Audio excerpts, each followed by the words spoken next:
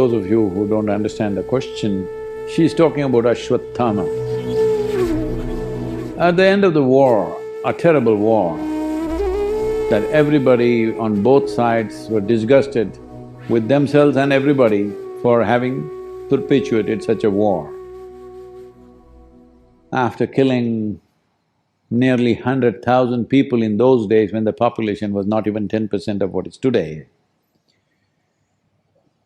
Ashwatthama didn't stop there. Out of his anger, he went out and killed children who were sleeping. Children were sleeping and he went and slit all their throats as revenge for what he felt was unfair. Maybe unfair, but this is what he did. So Krishna did not curse him with death. He said, I curse you with immortality. You must be with this guilt for always.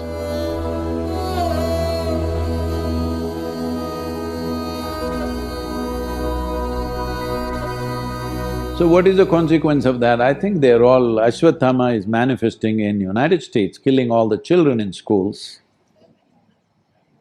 Yeah, he's here. Otherwise, why do you want to walk into your school and kill children of all the people? You could at least choose grown-ups. I'm not saying it's better, but I'm saying it's… this is a manifestation of Ashwatthama.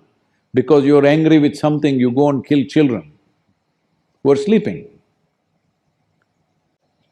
So, this is something you need to understand. Because the moment you have little money and comfort, you want to live forever. But that's the worst thing that can ever happen to you, that you cannot die. Hello?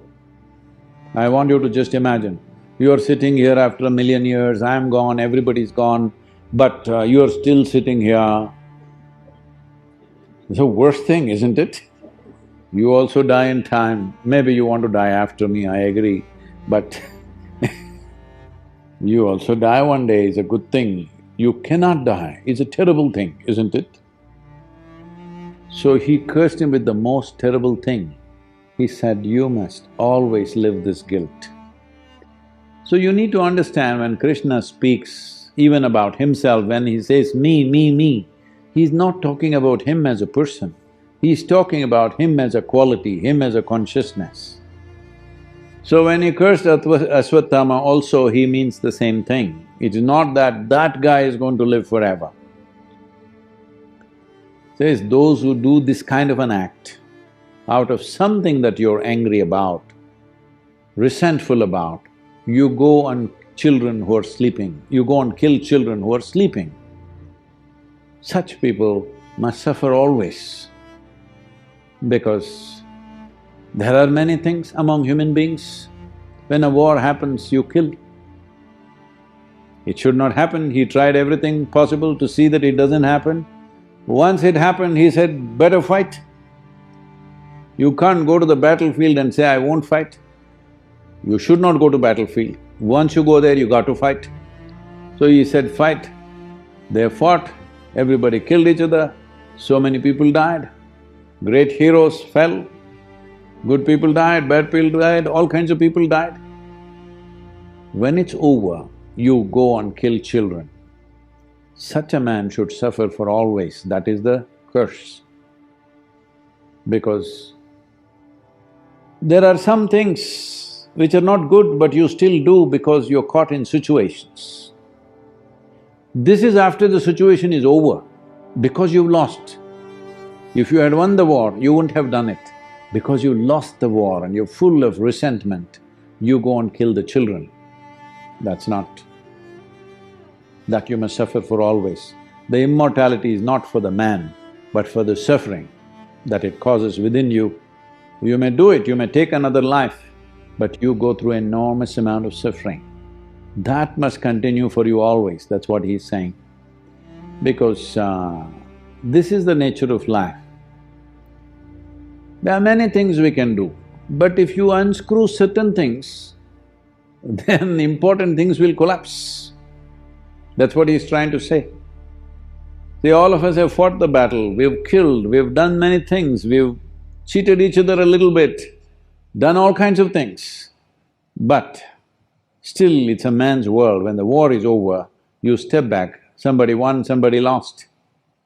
Step back from that because it's over. No, now I go in the night and kill the children, your children who are sleeping. They were not protected because nobody imagined somebody will come and kill children in their sleep. Otherwise, they would have put soldiers around. They did not put because they thought, who will kill the children? War is over.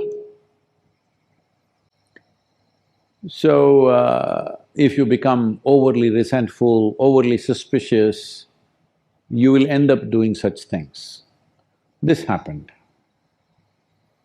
An American person went to Moscow. Can I say this joke or no?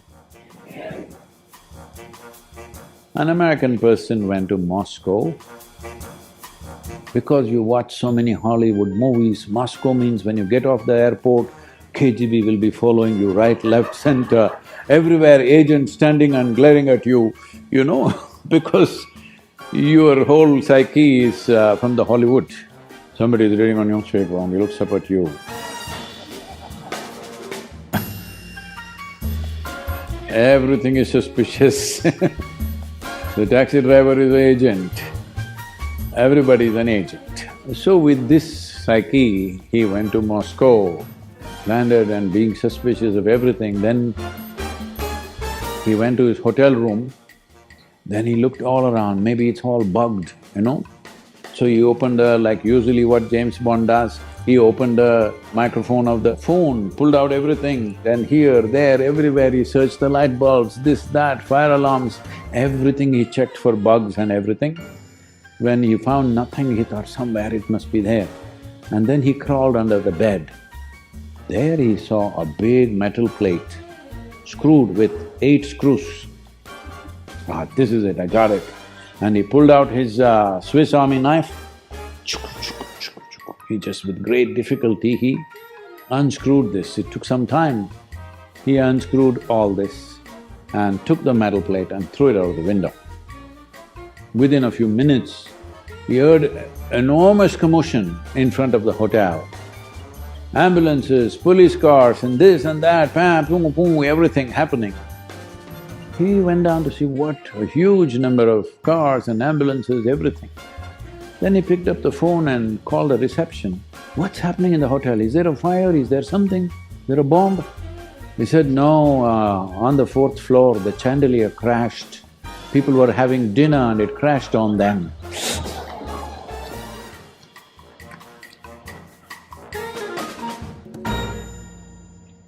So, Krishna is saying, don't touch certain screws.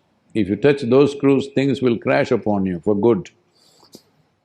So he's not giving a relief to Ashwatthama. For all others who fought against him, who did terrible things in their lives, he said, okay, as a man, you got angry, you got hateful, you did something. All right, there's a way for you. But he said, for this guy, there is no way, he has to live it forever.